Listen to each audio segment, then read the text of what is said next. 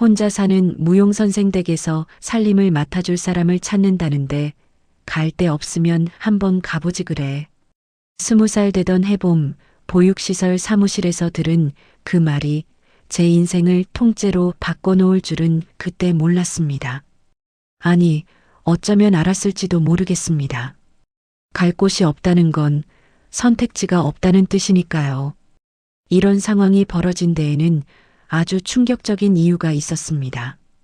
여러분은 지금 어디에 계신가요? 몇 살이고 무엇 하면서 이 이야기를 듣고 계신지 댓글로 한번 남겨주세요. 제 이야기가 여러분 마음 한구석에 작은 울림이라도 남을 수 있다면 그것만으로도 저는 감사할 것 같습니다. 보육시설에서 자란 아이들은 대부분 20살이 되면 나가야 합니다. 법으로 정해진 나이거든요. 그날이 오기 몇 달 전부터 선생님들은 하나씩 저희를 불러 물어보셨습니다. 순덕아, 너 나가면 어디 갈 데 있니? 저는 고개를 저었습니다.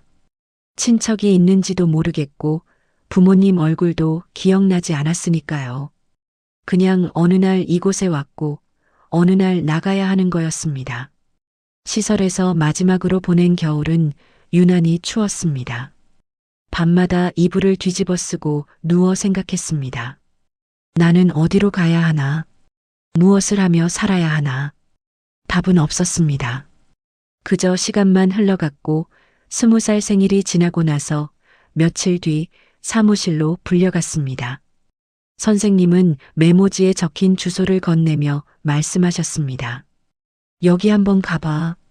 문정임 선생님이라고 혼자 사시는 분인데 집안일 도와줄 사람을 찾으신대. 나쁜 분 아니니까 겁먹지 말고. 그렇게 저는 작은 보따리 하나를 들고 시설 정문을 나섰습니다. 뒤돌아보니 그곳에서 함께 자란 아이들이 창문 너머로 손을 흔들고 있었습니다. 저도 손을 흔들었습니다. 그리고 걸었습니다. 버스를 2번 갈아타고 낡은 주택가 골목 안쪽으로 한참을 들어갔습니다.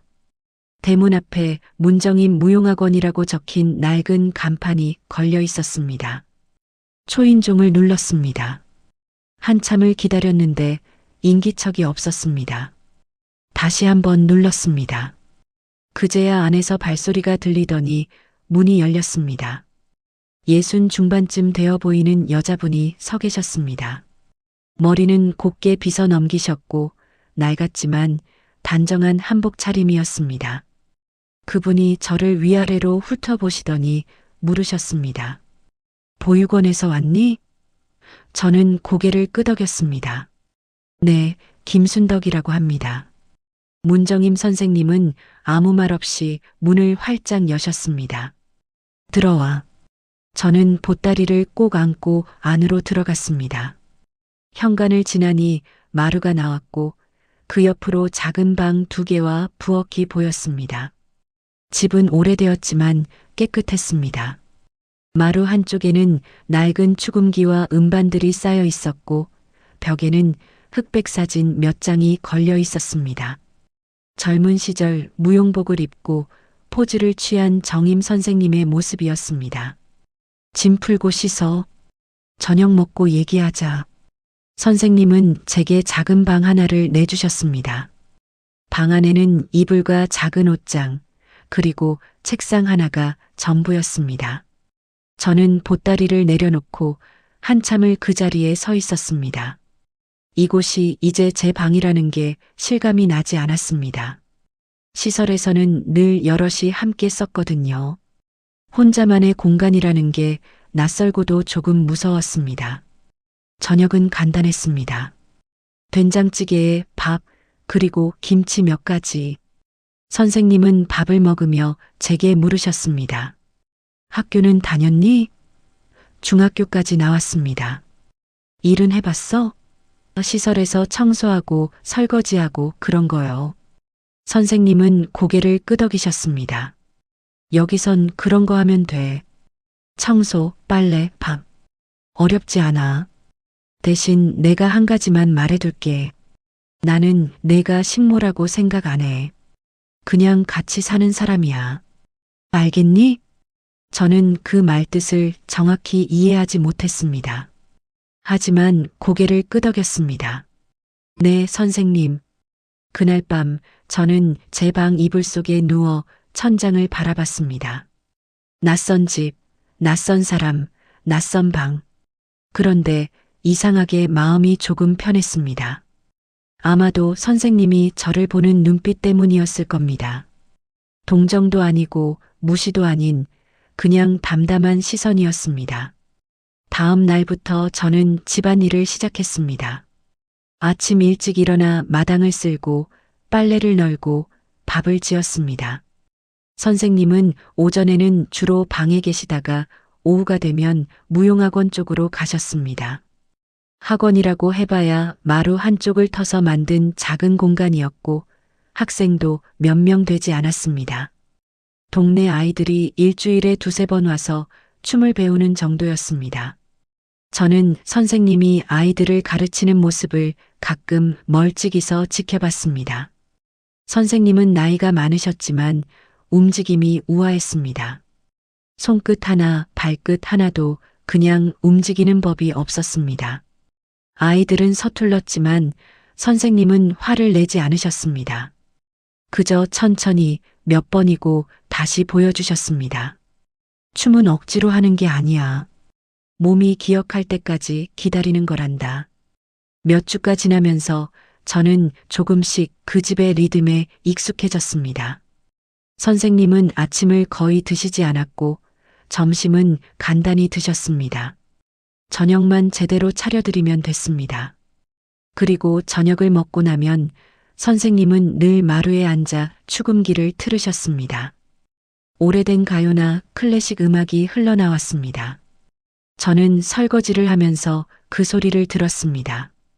왠지 모르게 그 시간이 좋았습니다. 어느 날 밤이었습니다. 저는 설거지를 마치고 제 방으로 들어가려다가 선생님께서 부르시는 소리를 들었습니다. 순덕아, 잠깐 이리 와봐. 저는 마루로 갔습니다. 선생님은 축음기 옆에 앉아 계셨습니다. 앉아. 저는 조심스럽게 선생님 맞은편에 앉았습니다. 선생님은 제 얼굴을 한참 들여다보시더니 물으셨습니다. 넌 뭘 하고 싶니? 갑작스러운 질문이었습니다. 저는 대답을 못했습니다. 하고 싶은 게 뭔지 생각해 본 적이 없었습니다. 그냥 살아가는 것만으로도 벅찼으니까요. 선생님은 제 침묵을 이해하신다는 듯 고개를 끄덕이셨습니다. 생각해봐. 천천히. 급하게 찾을 필요 없어. 그냥 내가 하루하루 살면서 조금이라도 마음이 가는 게 있으면 그걸 붙잡아봐. 그날 밤 이후로 저는 가끔 그 질문을 떠올렸습니다. 나는 뭘 하고 싶을까? 그러다가 문득 깨달았습니다. 저는 글 쓰는 걸 좋아했습니다. 시설에 있을 때도 몰래 공책에 일기 같은 걸 썼었습니다. 누가 읽을 것도 아니고 보여줄 사람도 없었지만 그냥 제 마음을 글로 옮기는 게 좋았습니다. 어느 날 저녁 저는 용기를 내서 선생님께 말씀드렸습니다. 적을 쓰는 게 좋습니다. 선생님은 눈을 반짝이셨습니다. 그래, 뭘 쓰는데? 그냥 일기 같은 거요. 하루 있었던 일이나 생각 같은 거요.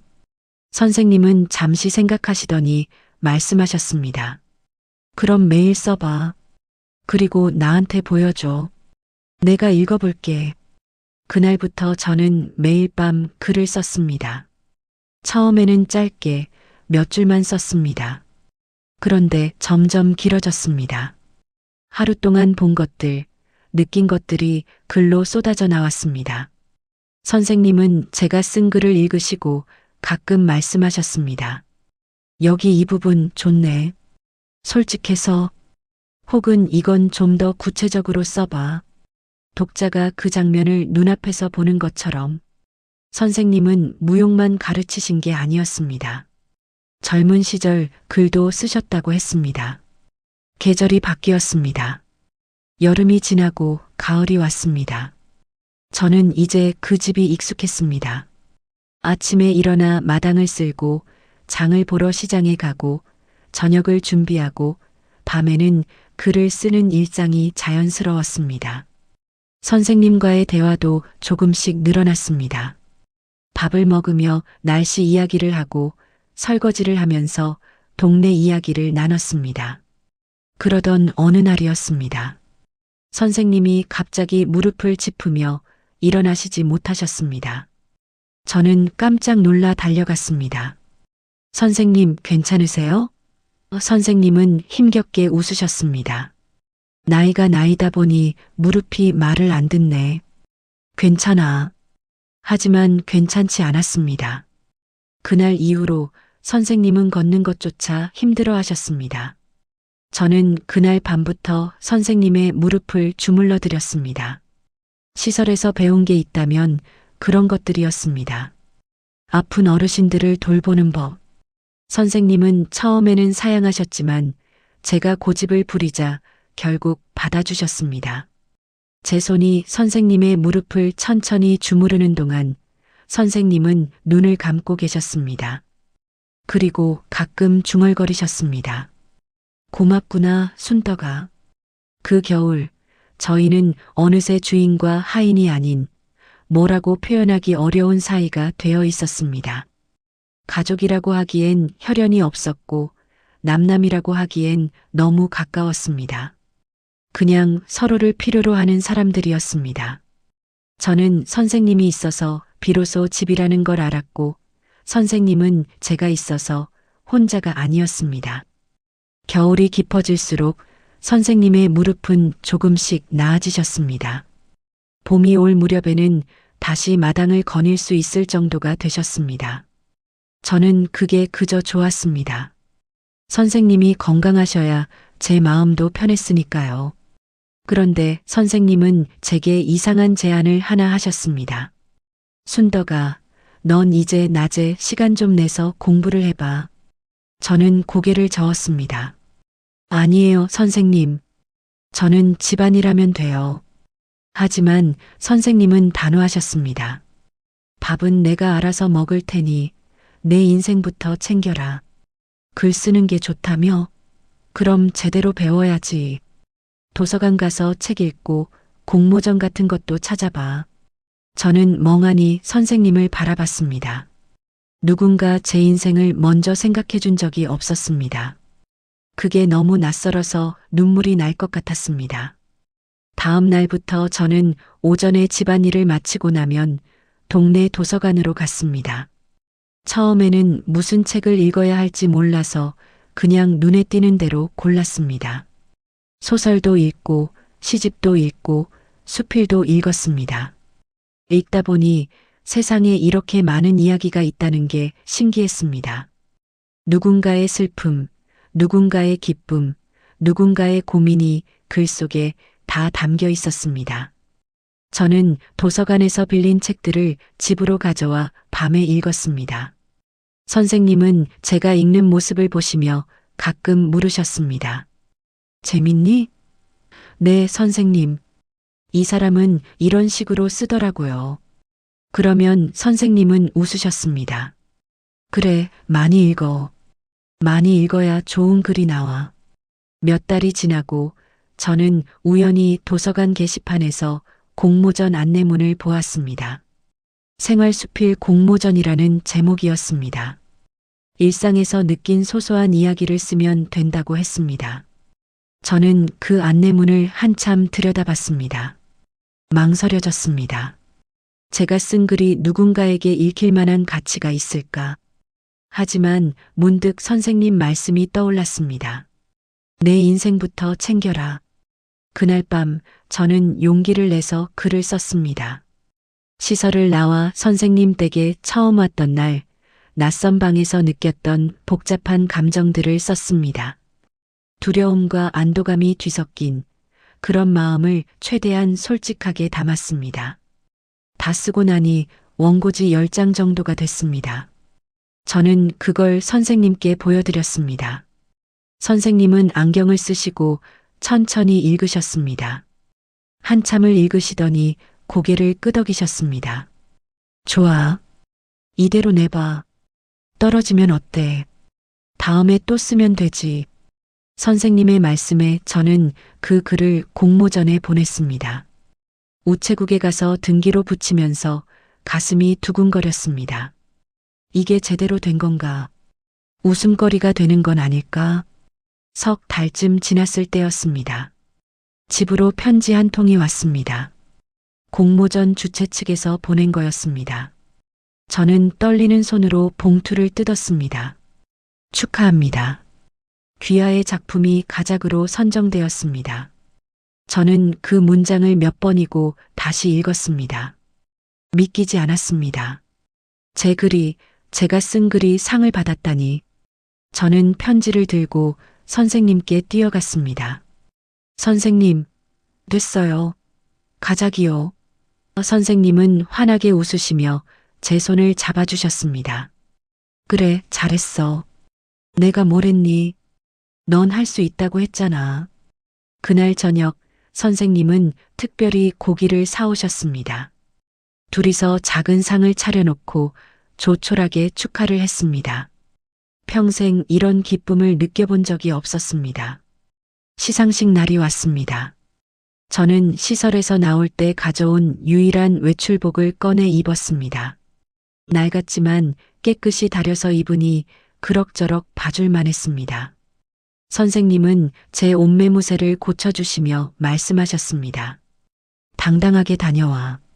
넌 떳떳한 사람이야. 저는 고개를 끄덕이고 집을 나섰습니다. 시상식장은 생각보다 컸습니다. 사람들이 많았고 다들 말쑥하게 차려입고 있었습니다. 저는 구석자리에 앉아 주변을 둘러봤습니다. 어색했습니다. 이곳이 제가 있을 자리가 맞나 싶었습니다. 시상식이 시작되고 제 이름이 불렸습니다. 저는 떨리는 다리로 단상에 올라가 상장을 받았습니다. 플래시가 터졌고 박수 소리가 들렸습니다. 시상식이 끝난 뒤 몇몇 사람들이 제게 다가왔습니다. 글 잘 읽었어요. 감동적이더라고요. 어디서 글 공부하셨어요? 작가 지망생이세요? 저는 어색하게 웃으며 대답했습니다. 아니요, 그냥 취미로요. 그때 한 중년 남자가 물었습니다. 혹시 어느 학교 나오셨어요? 저는 입을 다물었습니다. 중학교까지밖에 안 나왔다고 보육시설 출신이라고 말하기가 두려웠습니다. 결국 얼버무리고 자리를 떴습니다.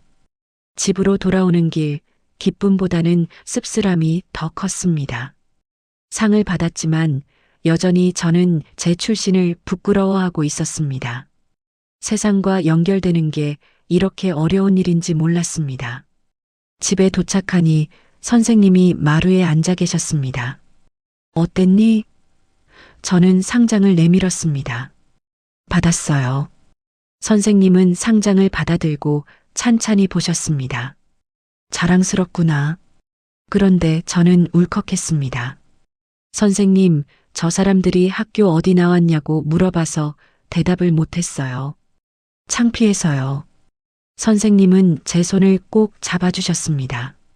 순덕아, 내가 어디서 왔는지는 중요하지 않아. 내가 어디로 가는지가 중요한 거야. 하지만 저는 여전히 마음 한구석이 무거웠습니다. 그날 밤 저는 잠이 오지 않아 마루로 나왔습니다. 선생님도 주무시지 않고 창가에 앉아 계셨습니다. 선생님은 제 발소리를 듣고 돌아보셨습니다. 못 자니? 네, 선생님도요? 선생님은 고개를 끄덕이셨습니다. 나이 들면 잠이 없어. 이리 와 앉아. 저는 선생님 옆에 앉았습니다. 밤 공기가 차가웠습니다. 선생님은 한참 말없이 창밖을 내다보시다가 갑자기 중얼거리셨습니다. 순덕아, 나도 사실은 평생 한 사람만 바라보다 이렇게 늙어버렸어. 저는 깜짝 놀라 선생님을 쳐다봤습니다. 선생님이 그런 말씀을 하신 적이 없었거든요. 기다리는 것도 팔자더라. 오지 않을 걸 알면서도 기다리게 되는 거. 선생님의 목소리는 담담했지만 어딘가 쓸쓸했습니다. 저는 조심스럽게 물었습니다. 누구를 기다리세요? 선생님은 대답 대신 작게 웃으셨습니다. 옛날 사람이야. 지금은 어디서 뭘 하는지도 모르지. 어쩌면 세상에 없을 수도 있고. 저는 더 이상 묻지 않았습니다. 선생님의 표정이 너무 외로워 보였으니까요. 그날 밤 이후로 저는 선생님을 조금 다르게 보게 됐습니다. 선생님도 누군가를 사랑했고, 누군가를 기다렸고, 결국 혼자 남았구나. 그 사실이 가슴 한편을 먹먹하게 만들었습니다. 그리고 동시에 생각했습니다. 선생님이 저를 걷어주신 이유가 혹시 외로움 때문이었을까? 혼자 사는 게 너무 쓸쓸해서 누군가와 함께 밥을 먹고 말을 나누고 싶으셨던 걸까? 계절이 또 바뀌었습니다. 봄이 오고 여름이 왔습니다. 저는 계속 글을 썼습니다. 가끔 작은 문해지에 글이 실리기도 했습니다. 원고료는 얼마 안 됐지만 제 이름 석자가 활자로 찍혀 나오는 게 신기하고 뿌듯했습니다. 선생님은 제가 실린 잡지를 사다가 여러 번 읽으셨습니다. 우리 순덕이 대단해. 이제 작가네.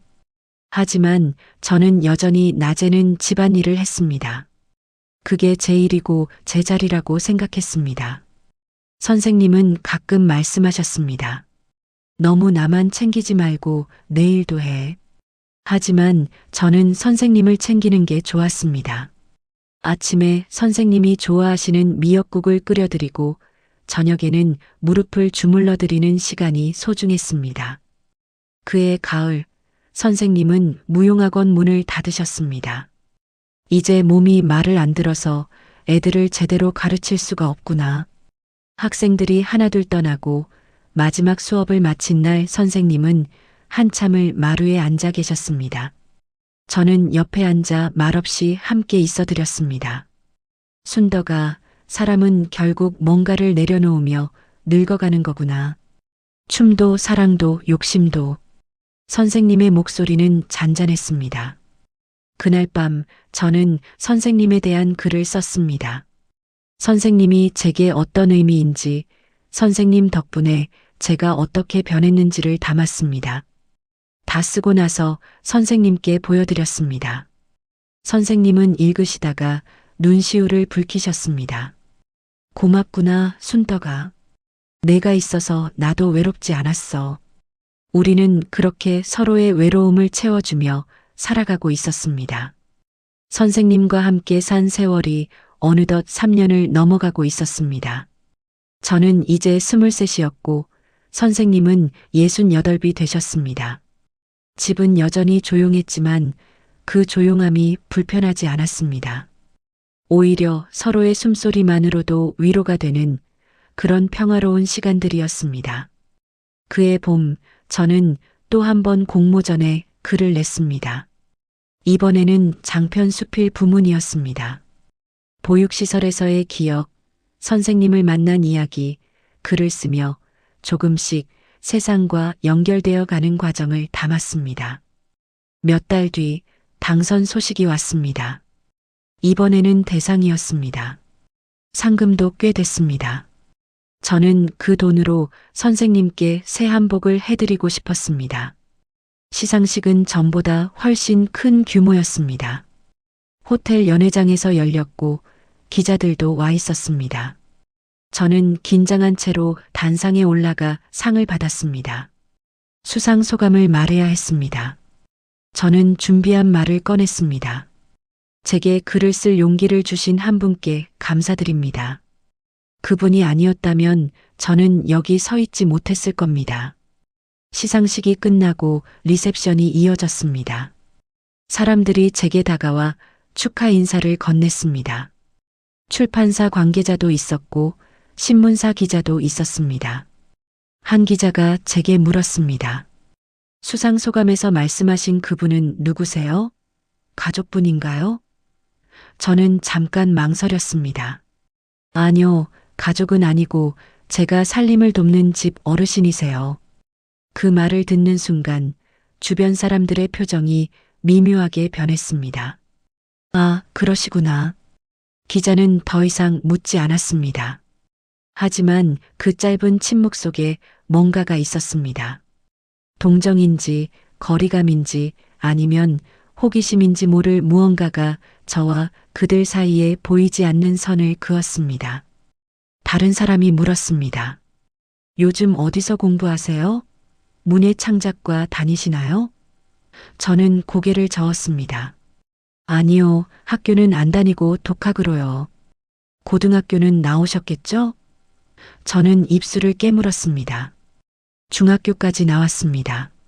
순간 또 침묵이 흘렀습니다. 아, 그래도 이렇게 좋은 글을 쓰시니 대단하시네요. 그 말에는 진심 어린 칭찬보다는 의외라는 뉘앙스가 더 많이 담겨 있었습니다. 저는 리셉션을 일찍 빠져나왔습니다. 거기 더 있고 싶지 않았습니다. 상을 받아서 기뻐야 하는데 마음 한구석이 무너지는 기분이었습니다. 제가 어디서 왔는지, 어떤 배경을 가졌는지가 여전히 저를 규정하고 있었습니다. 글만으로는 충분하지 않았습니다. 사람들은 글 너머의 저를 보고 싶어 했고, 그 저는 여전히 부족했습니다. 집으로 돌아오는 버스 안에서 저는 창밖을 멍하니 바라봤습니다. 거리는 환했고 사람들은 바빴습니다. 저만 혼자 시간이 멈춘 것 같았습니다. 상장과 상금이 든 가방이 무겁게 느껴졌습니다. 이게 정말 제 것일까? 제가 이걸 받을 자격이 있을까? 집 앞에 내려 대문을 열었습니다. 선생님이 마루에 앉아 계셨습니다. 왔니? 어땠어? 저는 억지로 웃으며 대답했습니다. 잘 다녀왔어요. 하지만 선생님은 제 표정을 보시고 바로 아셨습니다. 무슨 일 있었니?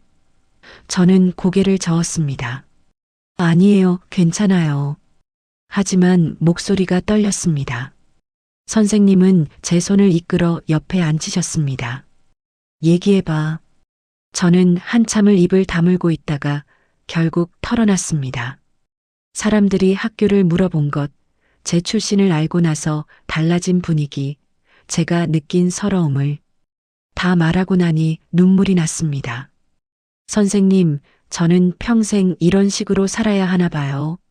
뭘 해도 제가 어디서 왔는지가 먼저 따라다니는 거예요.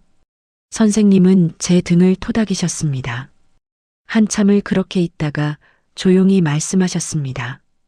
순덕아, 세상 사람들 입을 다 막을 수는 없어. 그 사람들이 뭐라 하든 넌 내가 쓴 글로 당당히 상을 받았잖니. 그걸로 충분해. 남들이 너를 어떻게 보든 내가 너를 어떻게 보느냐가 더 중요한 거야. 저는 눈물을 닦으며 고개를 끄덕였습니다. 선생님 말씀이 맞다는 걸 머리로는 알았습니다. 하지만 가슴은 여전히 아팠습니다. 선생님은 제 얼굴을 들어 마주 보셨습니다. 너 알아? 나도 젊었을 때 비슷한 경험 많이 했어. 무용한다고 하면 사람들이 기생 출신이냐고 물어보고 혼자 산다고 하면 뭔가 문제 있는 여자 취급하고 그런 시선 견디는 게 얼마나 힘든지 나도 알아. 선생님의 목소리에는 오래된 아픔이 묻어 있었습니다. 저는 처음으로 선생님도 저처럼 상처받고 외로웠던 시간을 보내셨다는 걸 실감했습니다. 그런데 말이야, 순떡아. 그런 시선이 아프긴 해도 그게 너를 멈추게 하면 안 돼. 그 사람들 때문에 내가 하고 싶은 걸 포기하면 그게 진짜 지는 거야. 그날 밤 저는 오랜만에 일기를 썼습니다. 시상식에서 느꼈던 감정들, 선생님과 나눈 대화, 그리고 앞으로 어떻게 살아가야 할지에 대한 생각들을 썼습니다. 쓰다 보니 마음이 조금 정리됐습니다. 맞아요. 제가 저를 어떻게 보느냐가 중요한 거예요. 남들이 뭐라 하든 저는 제 길을 가야 했습니다. 며칠 뒤 출판사에서 연락이 왔습니다. 제 수상작을 책으로 엮고 싶다는 제안이었습니다. 저는 설레면서도 두려웠습니다. 책이 나오면 더 많은 사람들이 제 이야기를 볼 텐데 그들이 또 제 출신을 캐묻고 판단하지 않을까? 하지만 선생님은 단호하게 말씀하셨습니다. 에? 겁먹지 말고 해봐. 내 이야기가 누군가에게는 위로가 될 거야. 책 작업이 시작됐습니다. 편집자와 여러 번 통화하고 원고를 다듬었습니다. 그 과정에서 저는 제 이야기를 다시 읽게 됐습니다. 읽다 보니 이상했습니다. 부끄럽다고 생각했던 제 과거가 글로 쓰여 있으니 그렇게 초라해 보이지 않았습니다. 오히려 솔직하고 진실했습니다. 어쩌면 이게 제 무기일 수도 있겠다는 생각이 들었습니다. 책이 나오기 며칠 전 선생님이 갑자기 몸이 안 좋으셨습니다. 아침에 일어나시질 못하셨습니다. 저는 깜짝 놀라 병원에 모시고 갔습니다. 의사는 검사를 해보자고 했습니다. 며칠 뒤 결과가 나왔습니다. 암은 아니었지만 희귀한 신경 질환이었습니다. 나이가 많으셔서 진행이 빠를 수 있습니다. 기억력이나 운동 능력에 영향을 줄 거예요. 저는 그 말을 듣는 순간 눈앞이 캄캄했습니다. 선생님이 아프시다니. 선생님은 제게 세상의 전부였습니다. 선생님이 없으면 저는 어떻게 살아야 할까? 집으로 돌아오는 길, 선생님은 오히려 담담하셨습니다. 순덕아, 사람은 다 늙고 병들고 죽어. 나도 이제 이른이 가까운데 뭐. 당연한 거지. 하지만 저는 당연하게 받아들일 수 없었습니다. 그날부터 저는 선생님을 더 세심하게 챙겼습니다. 약 먹는 시간을 꼼꼼히 체크하고 산책을 함께 나가고 밤에는 더 오래 무릎을 주물러 드렸습니다. 선생님은 제게 미안해 하셨습니다. 내가 너무 고생이다. 하지만 저는 고생이라고 생각하지 않았습니다. 선생님이 제게 해주셨던 것들에 비하면 아무것도 아니었습니다. 책이 출간됐습니다. 작은 출판사에서 나온 조촐한 책이었지만 제 이름이 표지에 박혀 있었습니다. 선생님은 그 책을 받아들고 한참을 보셨습니다. 자랑스럽구나, 순떡아. 내가 이만큼 컸어. 저는 선생님 손을 꼭 잡았습니다. 선생님 덕분이에요. 선생님이 아니었으면 저는 글 쓸 생각도 못했을 거예요. 책은 생각보다 반응이 좋았습니다. 서점에서 조금씩 팔리기 시작했고 독자 서평도 올라왔습니다. 진솔한 이야기에 감동받았습니다. 어려운 환경 속에서도 꿋꿋하게 살아가는 모습이 용기를 줍니다. 그런 댓글들을 읽으면 뿌듯했습니다. 제 이야기가 누군가에게 닿고 있었습니다. 하지만 모든 반응이 좋은 건 아니었습니다. 어떤 사람들은 제 출신을 언급하며 불쌍하다거나 대단하다는 말을 했습니다. 그 말들이 칭찬인지 동정인지 구분이 안 갈 때가 많았습니다. 저는 불쌍한 사람이 아니었습니다. 그냥 제 인생을 살아가는 사람이었습니다. 어느 날 밤 선생님과 마루에 앉아 있었습니다. 선생님은 요즘 자꾸 깜빡깜빡하셨습니다. 아까 한 말을 다시 하시거나 제 이름을 헷갈리기도 하셨습니다. 그날도 선생님은 멍하니 창밖을 보고 계셨습니다. 저는 옆에 조용히 앉아 있었습니다. 한참 뒤 선생님이 갑자기 중얼거리셨습니다. 순덕아, 내가 만약 기억을 잃게 되면 말이야. 저는 깜짝 놀라 선생님을 봤습니다. 무슨 말씀이세요? 선생님은 제 손을 꼭 잡으셨습니다. 아니, 괜찮아. 그냥 내가 곁에 있어줘서 고맙다는 말을 하고 싶었어. 그날 밤 선생님은 평소와 다르게 술을 한잔 하셨습니다. 그리고 창밖을 보며 또 중얼거리셨습니다. 나도 평생 한 사람만 바라보다 이렇게 늙어버렸어. 기다리는 것도 팔자더라. 예전에도 한번 들었던 말이었습니다. 하지만 이번에는 더 슬프게 들렸습니다. 선생님의 목소리에 체념이 묻어 있었습니다. 저는 조심스럽게 물었습니다. 선생님, 그분 아직도 기다리세요? 선생님은 한참을 말이 없으시다가 작게 웃으셨습니다. 기다린다기보다는 그냥 잊지 못하는 거지. 오지 않을 걸 알면서도 문득문득 생각나는 거야. 이 나이가 돼서도. 그날 밤 이후로 저는 선생님이 더 외로워 보였습니다. 그리고 알았습니다. 선생님도 평생 무언가를 기다리며 혼자 살아오셨구나. 그 기다림이 이루어지지 않았구나. 제가 선생님 곁에 있어 드려야겠다고 다짐했습니다. 선생님이 저를 지켜주셨듯이 이제는 제가 선생님을 지켜드려야 했습니다. 선생님의 병은 의사 말대로 빠르게 진행됐습니다. 처음에는 가끔 깜빡하시는 정도였는데 점점 심해지셨습니다. 아침에 약을 드셨는지 기억 못 하시고 방금 식사를 하셨는데 안 했다고 하시기도 했습니다. 저는 집 안 곳곳에 메모지를 붙이기 시작했습니다. 아침 8시 약 먹기, 화요일 목요일 산책, 저녁 6시 밥. 냉장고에도 화장실에도 선생님 방에도 메모를 붙였습니다. 어떤 날은 선생님이 저를 알아보지 못하셨습니다. 당신은 누구시죠? 하고 물으실 때면 가슴이 무너지는 것 같았습니다. 하지만 저는 참았습니다. 저예요, 선생님. 순덕이요. 그러면 선생님은 잠시 멍하니 저를 보시다가 천천히 고개를 끄덕이셨습니다. 아, 순덕이. 그래, 우리 순덕이. 병원에는 일주일에 한 번씩 모시고 갔습니다. 의사는 더 이상 해줄 게 없다고 했습니다. 약으로 진행 속도를 조금 늦출 수는 있지만 완치는 어렵습니다. 최대한 편안하게 지내실 수 있도록 도와드리세요. 저는 고개를 숙이고 나왔습니다.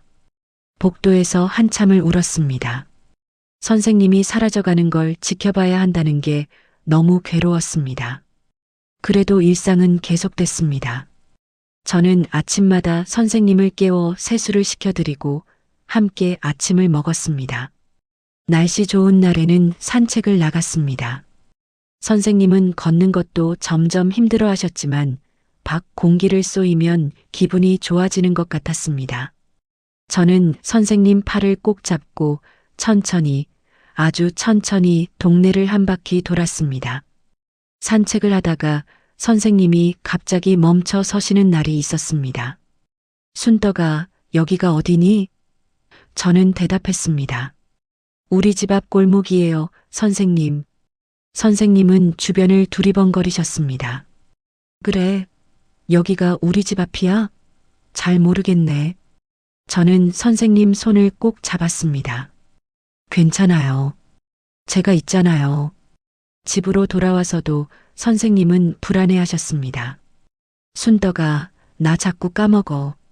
방금 뭘 했는지도 모르겠고 여기가 어딘지도 헷갈려. 저는 선생님을 의자에 앉히고 따뜻한 차를 끓여드렸습니다. 천천히 하시면 돼요. 급할 거 없어요. 선생님은 차를 마시며 조금씩 진정하셨습니다. 밤이 되면 선생님은 더 혼란스러워 하셨습니다. 해가 지고 어두워지면 불안감이 커지시는 것 같았습니다. 어느 날 밤 선생님이 갑자기 방에서 나오셔서 현관으로 가셨습니다. 나 나가야 해. 약속이 있어. 저는 황급히 선생님을 붙잡았습니다. 선생님, 지금 밤이에요. 어디 가실 데 없어요. 하지만 선생님은 제 손을 뿌리치려 하셨습니다. 아니야, 가야 해. 기다리는 사람이 있다고. 저는 선생님을 안아드렸습니다. 선생님, 괜찮아요. 아무도 안 기다려요. 여기 계셔요. 선생님은 제 품에서 한참을 떨다가 결국 울음을 터뜨리셨습니다. 순덕아, 나 무서워. 내가 왜 이러는지 모르겠어. 머릿속이 자꾸 하얘져. 저도 같이 울었습니다. 선생님이 무너지시는 걸 보는 게 너무 힘들었습니다. 그날 밤 이후로 저는 선생님 방 옆에서 잤습니다. 선생님이 혹시라도 밤중에 일어나시면 바로 알 수 있도록요. 잠도 제대로 못 잤습니다. 선생님이 뒤척이시는 소리만 들려도 깼습니다. 아침이 오면 다시 하루를 버텼습니다. 밥 먹이고, 약 챙기고, 씻겨드리고, 산책 나가고, 반복되는 일상이었지만 그 일상을 지키는 게 제가 할 수 있는 전부였습니다. 어느 날 선생님이 문득 정신이 또렷해지신 날이 있었습니다. 아침에 일어나시더니 제 이름을 정확히 부르셨습니다. 순덕아. 저는 깜짝 놀라 달려갔습니다. 네, 선생님. 선생님은 제 손을 잡으셨습니다. 오늘은 머리가 막네. 얼마만이야 이렇게 정신이 드는 게. 저는 눈물이 났습니다. 선생님이 돌아오신 것 같았습니다. 선생님, 아침 드실래요? 미역국 끓여드릴게요. 선생님은 고개를 끄덕이셨습니다. 그래, 내가 끓인 미역국 먹고 싶구나. 저는 서둘러 부엌으로 가서 미역국을 끓였습니다. 선생님이 좋아하시는 맛으로 정성껏 끓였습니다. 아침을 함께 먹으며 선생님이 말씀하셨습니다. 순덕아, 내가 요즘 많이 힘들게 하지? 저는 고개를 저었습니다. 아니에요. 전혀요. 선생님은 쓸쓸하게 웃으셨습니다. 거짓말. 내 눈 밑에 다크서클이 이만큼인데. 내가 다 알아. 내가 밤에도 잠 못 자고 나 챙기는 거. 저는 선생님 손을 꼭 잡았습니다. 선생님이 저한테 해주신 거에 비하면 아무것도 아니에요. 선생님은 저를 걷어주셨잖아요. 저한테 집을 주시고 공부할 수 있게 해주시고 사람 대접을 해주셨어요. 제가 이 정도 하는 건 당연한 거예요. 선생님은 제 손을 쓰다듬으셨습니다. 고맙구나. 정말 고마워. 그리고 한참을 말없이 계시다가 조용히 말씀하셨습니다. 순덕아, 내가 할 말이 있어. 저는 선생님을 바라봤습니다. 선생님의 표정이 심각했습니다. 내가 가고 나면 말이야, 저는 선생님 말을 끊었습니다. 선생님, 그런 말씀하지 마세요. 하지만 선생님은 고개를 저으셨습니다. 아니야, 들어야 해. 중요한 얘기야. 선생님은 잠시 숨을 고르시더니 말을 이으셨습니다. 내가 가고 나면 최봉식이라는 남자가 올 게다. 저는 처음 듣는 이름이었습니다. 최봉식이요? 선생님은 고개를 끄덕이셨습니다. 응. 그 사람이 언젠가는 올 거야. 내 소식을 듣고. 그러면 순덕아, 내가 그 사람한테 따뜻한 밥 한 끼만 먹여보내라. 저는 이해할 수 없었습니다. 그분이 누구신데요? 선생님은 한참을 망설이시다가 대답하셨습니다. 내가 평생 사랑한 사람이야. 저는 숨이 멎는 것 같았습니다. 선생님이 기다리셨던 그 사람. 창밖을 보며 중얼거리시던 그 이름. 하지만 그 사람은 다른 사람과 결혼했어. 나보다 어린 여자랑. 그리고 가정을 꾸렸지. 나는 그냥 멀리서 지켜봤어. 선생님의 목소리가 떨렸습니다. 그 사람도 나를 사랑했어. 분명히 그랬어. 하지만 세상이 우리를 허락하지 않았지. 내가 무용을 한다는 것, 혼자 산다는 것, 나이가 많다는 것. 그런 것들이 다 장애물이 됐어. 결국 그 사람은 떠났고 나는 혼자 남았어. 저는 선생님의 손을 더 세게 잡았습니다. 선생님은 눈물을 닦으셨습니다. 근데 말이야, 순덕아. 그 사람이 내가 죽으면 분명히 올 거야. 그동안 못 왔던 걸 후회하면서. 그러니까 내가 그 사람한테 밥 한 끼만 차려줘. 내가 평생 그 사람한테 해주고 싶었던 거야. 따뜻한 밥 한 끼. 저는 울면서 대답했습니다. 알겠어요, 선생님. 꼭 그렇게 할게요. 선생님은 안도하신 듯 웃으셨습니다. 고마워. 정말 고마워. 그날 오후 선생님은 다시 혼란스러워지셨습니다. 아까의 또렷함은 사라지고 다시 멍한 표정으로 돌아가셨습니다. 하지만 저는 선생님이 하신 말씀을 잊지 않았습니다. 최봉식. 선생님이 평생 사랑하신 분. 며칠이 지나고 선생님은 거의 침대에만 누워 계셨습니다. 일어나시는 것도 힘들어 하셨고 말씀도 거의 안 하셨습니다. 저는 선생님 곁에 앉아 손을 잡아드렸습니다. 가끔 선생님이 제 손을 꼭 쥐셨습니다. 그게 전부였습니다. 어느 날 새벽 선생님이 제 손을 잡으며 눈을 뜨셨습니다. 저는 깜짝 놀라 일어났습니다. 선생님, 선생님은 제 얼굴을 한참 보시더니 작게 웃으셨습니다. 순떡아 고마웠어. 내가 있어서 외롭지 않았어. 저는 선생님 손을 꼭 잡았습니다. 저야말로 감사해요, 선생님. 선생님 덕분에 제가 살았어요. 선생님은 천천히 눈을 감으셨습니다. 그리고 다시는 뜨지 않으셨습니다. 저는 선생님 손을 잡은 채 한참을 그렇게 있었습니다. 눈물이 나지 않았습니다. 그저 텅 빈 느낌만 있었습니다. 선생님이 가셨습니다. 제 인생에서 가장 소중한 분이 떠나셨습니다. 장례는 조용히 치렀습니다. 선생님께 가족이 없으셨으니 오시는 분도 많지 않았습니다. 옛날 무용학원 제자 몇 명, 동네 이웃 어르신들, 그리고 저. 그게 전부였습니다. 저는 상주로 자리를 지켰습니다. 검은 상복을 입고 영정 사진 앞에 앉아 있었습니다. 사진 속 선생님은 젊은 시절 무용복을 입고 환하게 웃고 계셨습니다.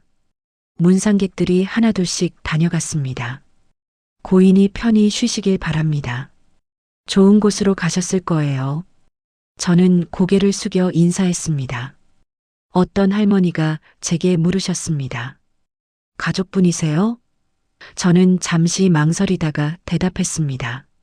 아니요. 그냥 함께 살던 사람이요.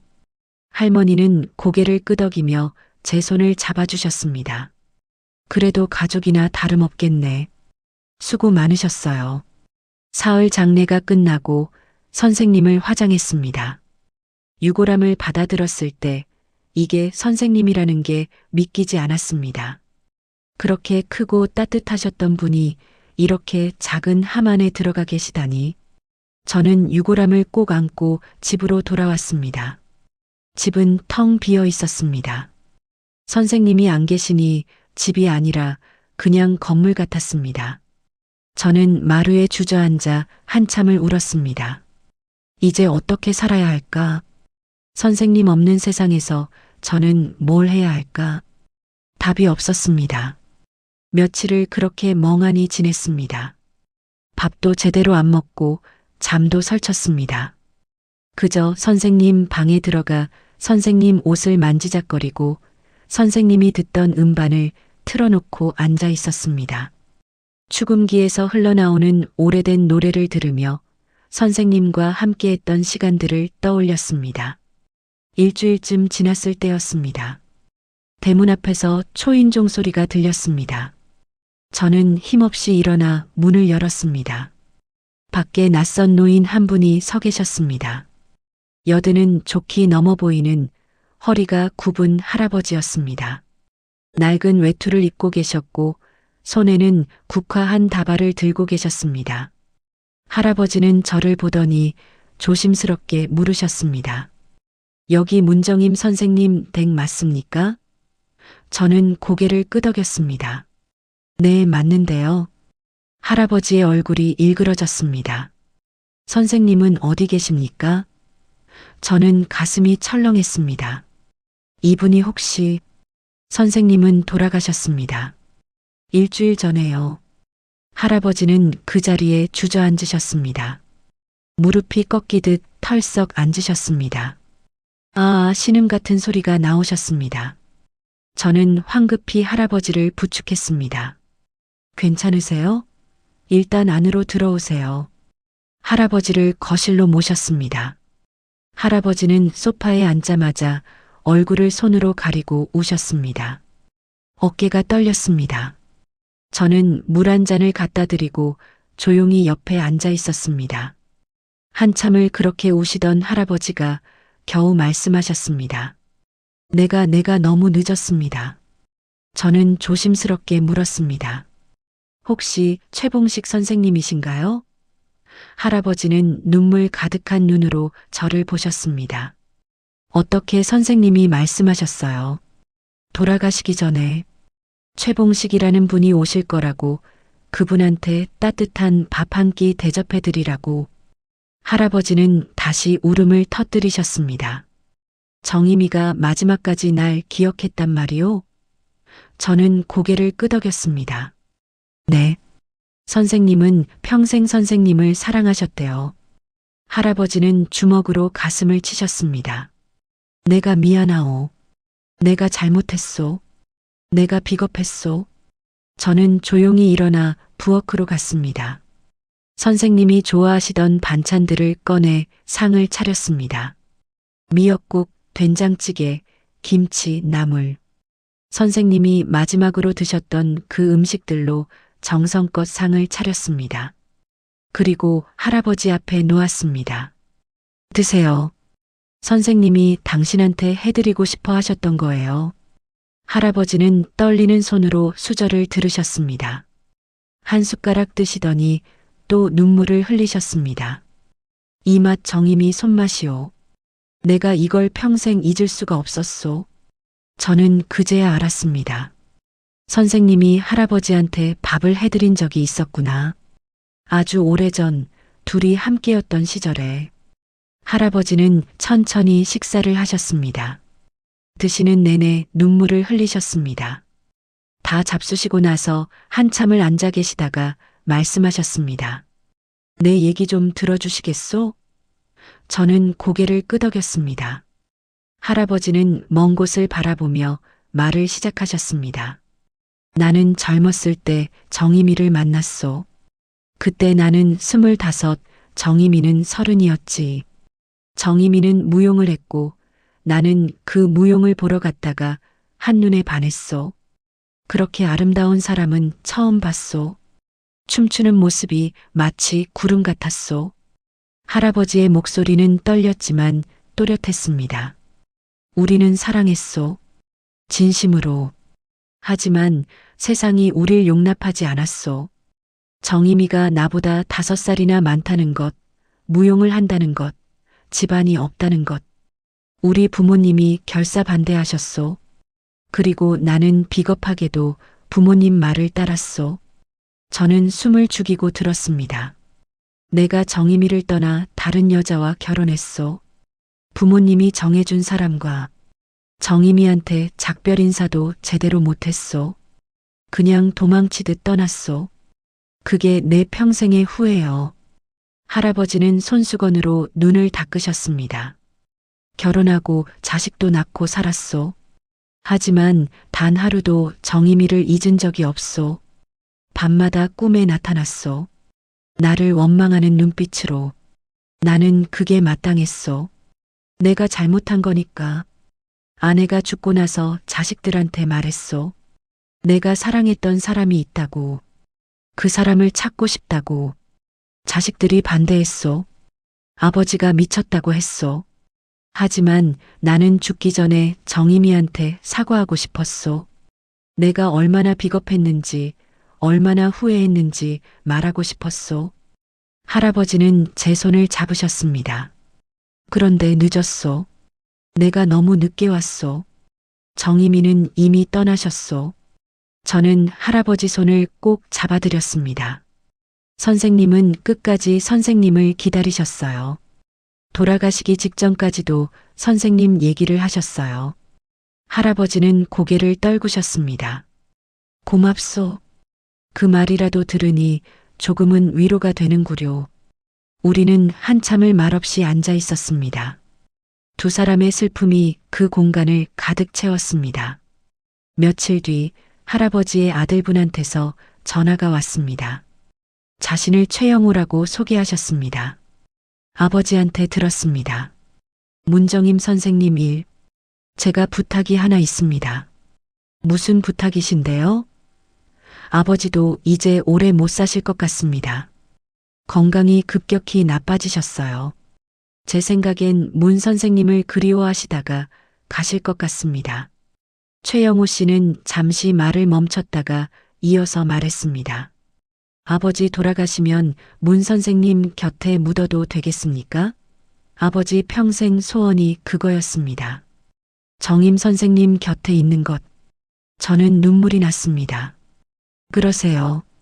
선생님도 그걸 원하셨을 거예요. 한 달 뒤 최봉식 할아버지가 돌아가셨습니다. 최영호 씨가 연락을 주셨습니다. 아버지 마지막 말씀이 정임이한테 미안하다고 이제 곁에 가겠다고 그러셨습니다. 저는 전화를 끊고 한참을 울었습니다. 장례를 마치고 약속대로 두 분을 함께 모셨습니다. 조용한 언덕 위 나무 아래 작은 자리였습니다. 두 개의 비석이 나란히 섰습니다. 문정임, 최봉식. 생전에는 함께하지 못했지만 이제는 나란히 계시는 두 분. 저는 그 앞에 꽃을 놓고 절을 올렸습니다. 선생님, 이제 외롭지 않으시죠? 평생 기다리신 분이 오셨어요. 이제 함께 쉬세요.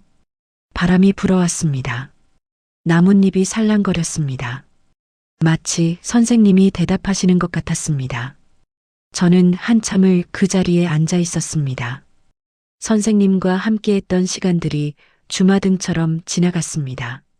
처음 이 집 문을 두드렸던 날, 선생님이 제 글을 읽어주시던 밤, 상을 받고 돌아와 함께 기뻐하던 저녁, 선생님의 무릎을 주물러드리던 겨울. 그 모든 순간들이 소중했습니다. 문득 깨달았습니다. 저도 누군가의 인생을 끝까지 지켜낸 사람이었다는 것을.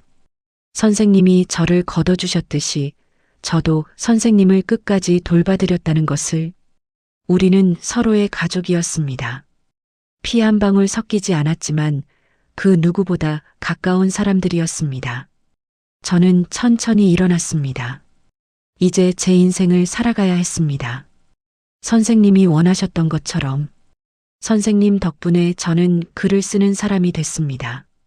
제 이야기를 세상에 꺼낼 용기를 얻었습니다. 이제 그 길을 계속 걸어가야 했습니다. 언덕을 내려오며 뒤돌아봤습니다. 두 개의 비석이 햇살 아래 반짝이고 있었습니다. 저는 손을 흔들었습니다. 선생님 잘 계세요. 저 열심히 살게요. 선생님이 자랑스러워 하실 만한 사람이 될게요. 집으로 돌아와 책상 앞에 앉았습니다. 새 공책을 펼쳤습니다. 그리고 첫 문장을 썼습니다. 혼자 사는 무용선생 댁에서 살림을 맡아줄 사람을 찾는다는데 갈 데 없으면 한번 가보지 그래. 선생님과 제 이야기를 쓰기 시작했습니다. 이 이야기가 누군가에게 위로가 되길 바라며 창밖으로 봄바람이 불어왔습니다. 새로운 계절이 오고 있었습니다. 선생님은 가셨지만 선생님이 제게 주신 것들은 여전히 제 안에 살아 있었습니다. 저는 이제 혼자가 아니었습니다. 선생님이 남기신 사랑이, 기억이, 가르침이 늘 저와 함께였으니까요. 저는 계속 글을 썼습니다. 해가 지고 어두워질 때까지. 선생님이 켜주셨던 등불처럼 저도 누군가에게 빛이 되고 싶었습니다. 그렇게 살아가는 것이 선생님께 보답하는 길이라고 믿었습니다.